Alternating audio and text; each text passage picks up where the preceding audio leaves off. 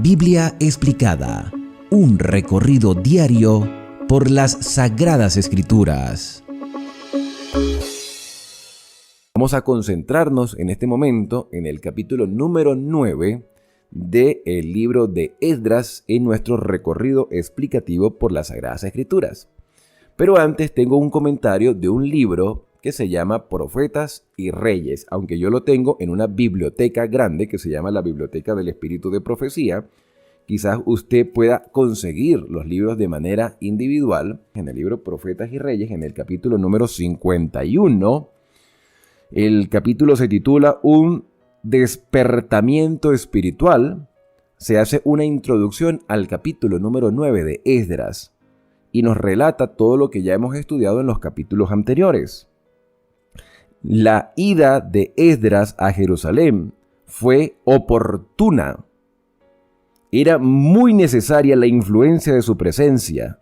Su llegada a Jerusalén infundió valor y esperanza al corazón de muchos que habían trabajado durante largo tiempo en medio de dificultades. Desde el regreso de la primera compañía de desterrados bajo la dirección de Zorobabel y Josué, como 70 años antes, se había hecho mucho. Se había acabado el templo y los muros de la ciudad habían sido parcialmente reparados, no total, sino parcial. Sin embargo, quedaba todavía mucho que hacer. Buen número de los que habían regresado a Jerusalén en años anteriores habían permanecido fieles a Dios mientras vivieron, pero una proporción considerable de los hijos y de nietos se habían olvidado del carácter sagrado de la ley de Dios. Aún algunos de los hombres a quienes se habían confiado responsabilidades vivían en abierto pecado.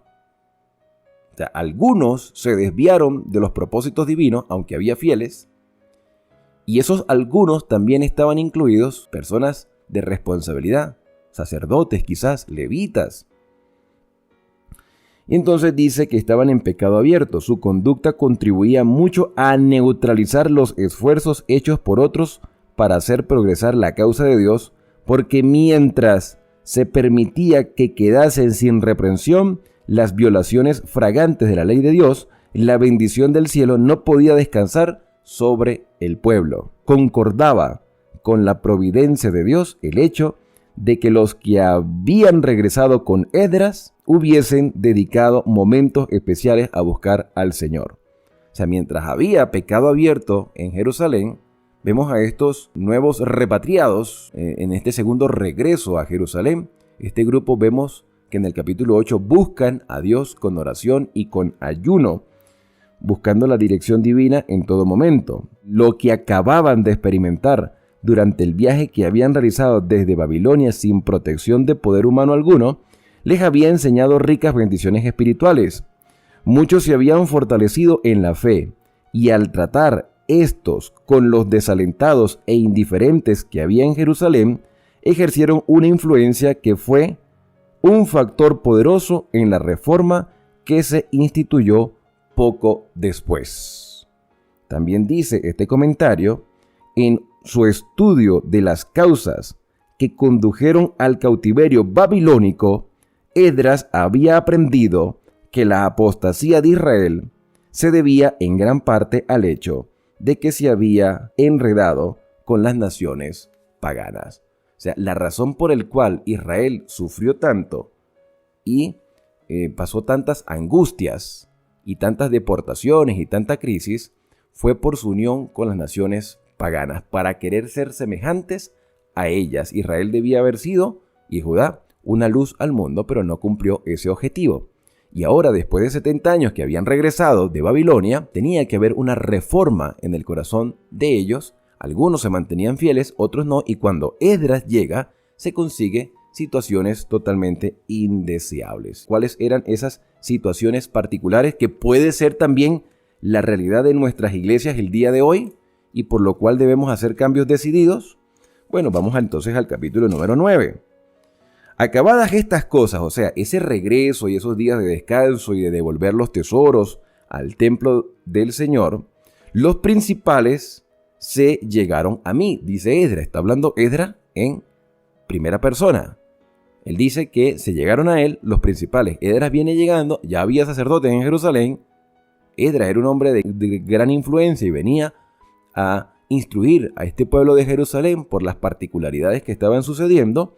Entonces los principales se acercaron a Esdras y le dijeron: el pueblo de Israel, los sacerdotes y los levitas no se han separado de la gente del país. ¿A qué está haciendo referencia? A los que se quedaron en Israel durante los 70 años, que se mezclaron con las tendencias de las otras naciones, que vivían como un pueblo mixto, con un sincretismo, con una mezcla de ideologías y con una adoración inadecuada. Entonces los judíos que vienen de Babilonia, que han permanecido con un linaje que ha intentado mantener la pureza de la fe, entonces empezaron a mezclarse con los habitantes que ya estaban allí en los territorios de Israel. O sea, se mezclaron.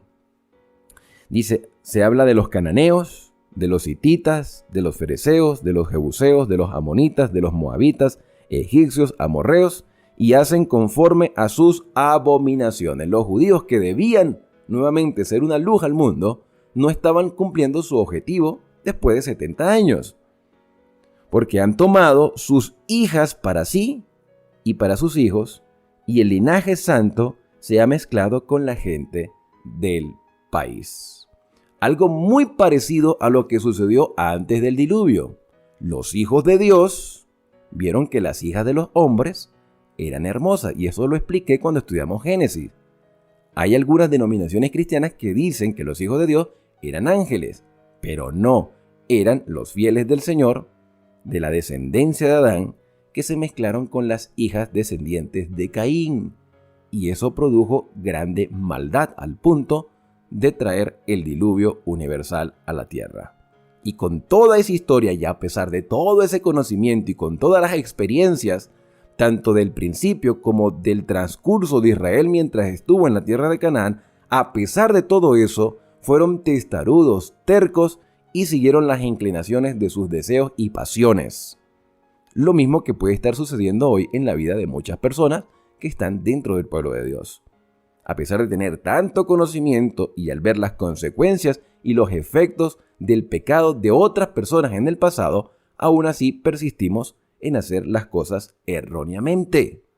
Porque nos hace falta consagración, nos hace falta santidad. Estamos convencidos, pero necesitamos estar convertidos.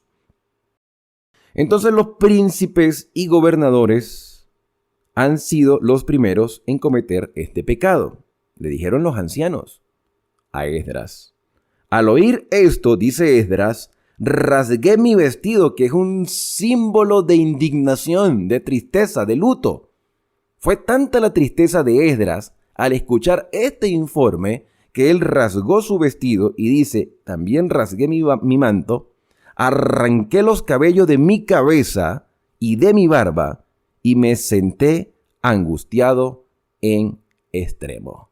No es posible que después de 70 años, después de haber pasado en el cautiverio tanto tiempo, después de haber visto las maravillas del Señor y de haber reconstruido el templo para que fuésemos una luz al mundo, sigamos nosotros las tendencias de nuestros antepasados y cometiendo los mismos errores. Esdras está mostrando su indignación. Y quizás sea el mismo sentimiento que tienen muchos hermanos el día de hoy al ver la indiferencia de algunos, incluyendo a líderes de nuestras propias iglesias. Vemos la indiferencia, vemos el conformismo con el mundo, vemos el parecido incluso con otras denominaciones cristianas que pisotean los mandamientos del Señor. Descuidamos el estudio de la Biblia, somos muy programeros, hacemos grandes eventos, llenamos lugares con muchas personas, pero no hay reverencia, no hay respeto, no hay estudio de la Biblia, no hay consagración, no hay crecimiento. Nos parecemos cada vez más al mundo. Nos conformamos simplemente a ir al culto, pero no hay una transformación completa y se demuestra en nuestro diario vivir. Entonces algunos se indignan y se preguntan, no entiendo cómo pueden pasar estas cosas en la iglesia. Bueno, ese sentir que muchos hermanos tienen el día de hoy por la indiferencia de otros es el mismo sentir que tenía Esdras, y él rasgó su vestido y se arrancaba el cabello como una ira santa, se arrancaba la barba porque él no entendía por qué los hijos de Dios actuaban de esa manera. Y si tú te sientes igual que Esdras el día de hoy, vamos a ver cómo reaccionó después de estar allí sentado reflexionando sobre la situación. Y posiblemente nosotros tenemos que hacer lo mismo que hizo Esdras para poder estar tranquilos y saber que Dios tiene el control de todas las cosas. Pero no nos vamos a quedar de brazos cruzados, tenemos que actuar. Tenemos que actuar y tenemos que comenzar nosotros a vivir esas realidades espirituales.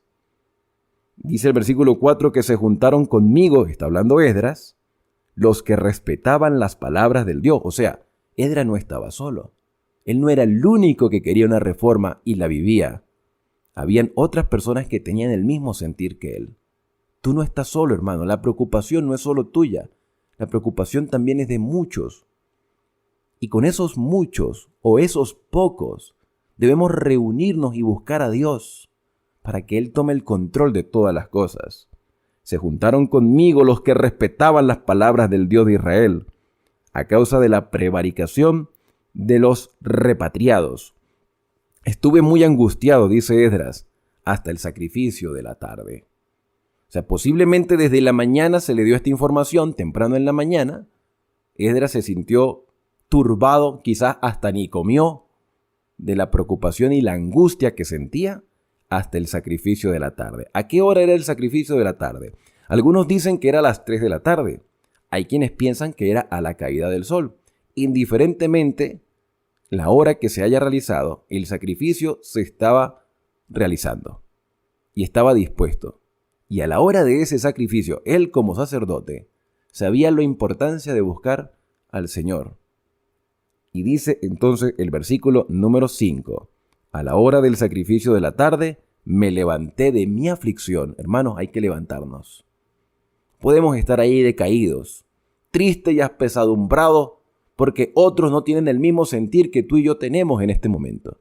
Tenemos que levantarnos como se levantó Esdras en el momento del sacrificio de la tarde. Esto también tiene una repercusión para con nosotros, porque todos los días, en las mañanas y en las tardes, debemos tener nuestro altar familiar. Debe comenzar la reforma en nuestra casa. En el contexto de Esdras estaba el templo, el santuario.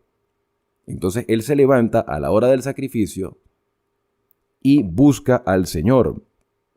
Dice, y con mi vestido y mi manto rasgados, me postré de rodillas. Postrarse, o sea, arrodillarse o tirarse en el suelo como símbolo de humillación. Dice que extendió las palmas de sus manos al Señor su Dios. Y está hablando en primera persona. Extendí las palmas de mi mano al Señor mi Dios. O sea que puesto de rodillas con las manos en alto, dijo, Dios mío. Y aquí está la oración de Esdras. A partir del versículo 6 en adelante, vamos a ver cómo fue esta oración, que puede ser nuestra oración también el día de hoy.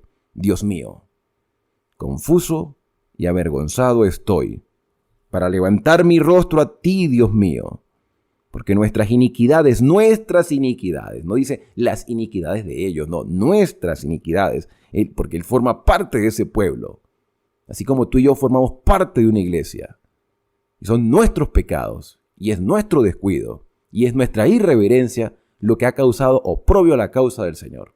Y Esdras dice, nuestras iniquidades se han multiplicado sobre nuestra cabeza y nuestros delitos han crecido hasta el cielo. Se parece mucho a la oración de Daniel del capítulo 9. Daniel 9 y Esdras 9. Desde los días de nuestros padres hasta hoy, grande ha sido nuestra culpa, y por nuestras iniquidades, nosotros, nuestros reyes, nuestros sacerdotes, hemos sido entregados en manos de los reyes de los países a espada, cautiverio, robo y confusión de rostro, como se ve hoy. Aquí hay un reconocimiento, aquí hay una confesión. Hermanos, tenemos que confesar a Dios y tenemos que ser sinceros con Él, como lo fue Esdras. Y ahora, dice el versículo 8, por un breve momento, tú, Señor Dios nuestro, nos has dado la gracia de conservar un remanente libre. A pesar de todo, hay fieles. A pesar de todo, hay misericordia del Señor. Y hay fieles que están siendo una bendición para los demás. Y Esdras reconoce que siempre ha habido un remanente libre y un lugar seguro en tu santuario a fin de alumbrar nuestros ojos y darnos un poco de vida en nuestra servidumbre. Porque siervos somos y en nuestra servidumbre. Tú no nos desamparaste, antes has mostrado tu bondad ante los reyes de Persia, para que nos den vida, para levantar la casa de nuestro Dios, restaurar las ruinas y proteger a Judá y a Jerusalén. Ahora, Dios nuestro, después de esto, ¿qué diremos? Porque hemos dejado los mandamientos. Nótese que él se mete dentro del grupo. Aunque él es fiel, él se mete porque le está afectando su vida. Cuando hay pecado en la iglesia, cuando hay descuido de la vida espiritual, lo que le suceda a un hermano de mi iglesia me debe afectar a mí. No puedo ser indiferente ante esa circunstancia. Por eso yo debo velar, yo debo intentar. Por supuesto, mi primera iglesia es mi casa, pero en mi congregación yo debo velar para que mis hermanos puedan conocer lo que yo he descubierto a través de la Escritura, lo que yo vivo aprendiendo constantemente y lo reflejo a través de mi testimonio y a través de las enseñanzas y cuando se me brinda la oportunidad y seguimos la regla de Mateo 18, si tú ves a tu hermano pecar, ve y habla con él estando tú y él solo, y si tu hermano te escucha, entonces has salvado la vida de tu hermano. Tenemos que velar también por nuestros hermanos de fe, principalmente los que ya van entrando, los que van llegando gradualmente a la iglesia, para que no reciban las malas influencias de algunos que, revelándose a la voluntad del Señor, siguen asistiendo a la iglesia, pero no quieren vivir la fe como se debe vivir. Entonces estamos en esta constante lucha. Y Esdras dice, nosotros hemos dejado los mandamientos que prescribiste por medio de tus siervos los profetas, diciendo, el país que vais a poseer está contaminado a causa de la inmundicia de sus pueblos. Con sus abominaciones lo han llevado a la inmundicia de un extremo a otro. Por eso no daréis, y aquí vemos a un Esdras citando las instrucciones del Señor en el versículo 12, dice, no tomaréis sus hijas para vuestros hijos, no procuraréis jamás su paz ni su bien, para que sean fuertes y comáis el bien de la tierra y la dejéis en herencia a vuestros hijos para siempre. No se unan en yugo desigual. Esa es una de las enseñanzas principales. ¿Cuál era el problema aquí en este momento? El problema no era que no creían en Dios. El problema era que creyendo en Dios hacían todo lo contrario y se unían porque se dejaban llevar por la codicia, por el deseo, por la atracción, por la pasión. Se mezclaron con las hijas de los habitantes de esos territorios que estaban contaminados por el pecado y que no querían hacer ningún cambio. Y aquí vemos el efecto que puede suceder en muchas iglesias cuando nuestros jóvenes se emparentan, se relacionan o se enamoran de personas que no pertenecen a la fe creyendo que los van a llevar a la iglesia, pero en realidad ellos son sacados de los principios fundamentales. Y eso se puede ver las consecuencias en la vida de muchos jóvenes y señoritas que han destruido su vida espiritual por simplemente dejarse llevar por la atracción física o creyendo que esas personas pueden cambiar su vida de la noche a la mañana dejándose llevar por los sentimientos. Nosotros debemos dejar que el Espíritu Santo obre en nuestros sentimientos, pero también en nuestra razón. Y hay un mensaje, no se unan con yugo desigual, porque las consecuencias se han visto en el pasado y se seguirán viendo. Las cosas no han sido muy diferentes ahora que en el pasado. Y nuestros jóvenes siguen cometiendo los mismos errores, no han aprendido. Por más que los aconsejamos, no quieren entenderlo. Y cuando ya meten los pies en el barro completo y se están hundiendo, es cuando dicen, mi papá, mi mamá, mis hermanos tenían razón, pero ya están metidos. Y aún a pesar de eso, todavía hay esperanza, porque mientras haya vida, podemos cambiar, pero las consecuencias siempre van a quedar. Dice el versículo número 13, todo lo que nos ha venido es resultado de nuestras malas obras y de nuestro gran pecado. A veces nos preguntamos, Señor, ¿por qué? porque algo no hemos querido cambiar en nuestra vida. Y tú, Dios nuestro, nos has castigado menos de los que merecían nuestros pecados. No es que Dios castiga, es que retrae su protección. Y por eso Esdras dice, mira, menos de lo que hemos pecado, nos has castigado. Y nos has dado un remanente como este, porque siempre ha habido fieles. Y pregunta, ¿hemos de volver a quebrantar tus mandamientos y a emparentar con los pueblos que cometen estas abominaciones? ¿Vamos a seguir haciendo lo mismo que hicieron otros en el pasado y que nos dimos cuenta que no funcionó? Entonces no estamos aprendiendo nada. Somos tercos, somos rebeldes.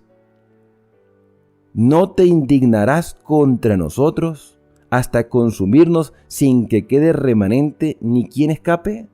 Señor Dios de Israel, tú eres justo, puesto que has permitido que quedáramos un remanente como el que se halla ante ti. Henos aquí en nuestros delitos, aunque no es posible subsistir así en tu presencia. Esdras está reconociendo la misericordia del Señor. Señor, es imposible que nosotros podamos seguir viviendo así. Es imposible que te busquemos en esta situación como nos encontramos o como se encuentran algunos de los que están en el pueblo. Pero gracias a la obra del Espíritu Santo, aquí hay un remanente fiel. ¿Saben lo que pasa, hermanos? Que a veces nos concentramos también en las cosas erradas que suceden en nuestra iglesia. Pero a pesar de que hay muchos errores, porque los hay, tanto en hermanos como en dirigentes, también hay muchos fieles dentro de la iglesia, hermanos y dirigentes. Hay fieles. Y a esos fieles debemos buscar para unirnos en oración, para que haya un despertar espiritual, para que haya un reavivamiento, para que haya una reforma. Tú y yo en este momento formamos parte de ese remanente. Tú y yo estamos preocupados por lo que está pasando en nuestra iglesia. Tú y yo queremos que el Espíritu Santo dirija nuestra vida, obre en nuestro hogar, obre en nuestra familia, obre en nuestros hermanos, obre en la iglesia en pleno, porque Dios tiene el control de todas las cosas. Pero tenemos que ser como Esdras, buscar al Señor en oración, en ruego, en llanto, en ceniza, en silicio, clamarle al Señor, restaurar el altar y el momento del sacrificio, es decir, restaurar nuestros cultos de hogar. Hagamos una reforma por la influencia del Espíritu Santo y habrá un reavivamiento en nuestra iglesia, porque tú y yo podemos ser una luz al mundo y no estamos solos. El Señor nos acompaña y hay muchos más hermanos que están dispuestos a hacer la voluntad del Señor. Esto, en medio de toda esta circunstancia, tanto la que vivió Esdras como la que vivimos nosotros, a pesar de todo eso, la enseñanza nos muestra que todavía hay esperanza para nosotros. Y eso fortalece nuestra fe en este día.